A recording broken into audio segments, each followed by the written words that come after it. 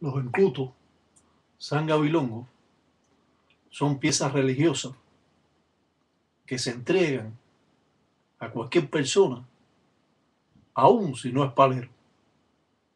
Claro que cuando es palero va a tener un mejor uso, pero estas piezas religiosas pueden, en un momento determinado, trabajar como si fuera una pequeña enganga. Podemos decir que estos fundamentos o encutos sangabilongo,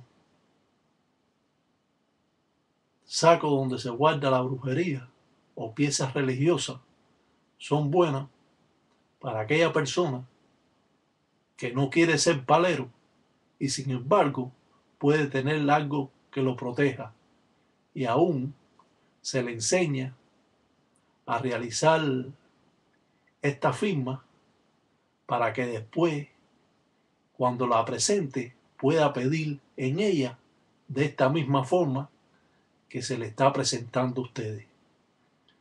Esto es para aquellos que son ganguleros o paleros, aquellos que quieren aprender más sobre esta religión, logrando así obtener mayores resultados, cuando en realidad, siendo palero o no palero, estas piezas religiosas van a salvarlo de la brujería que le puedan echar, de la envidia y de aquellos escollos que tienen en la encila o camino.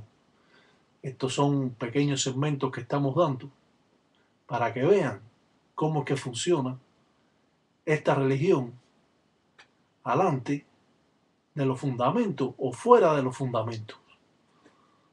Tate Iraca, Batalla Mundo.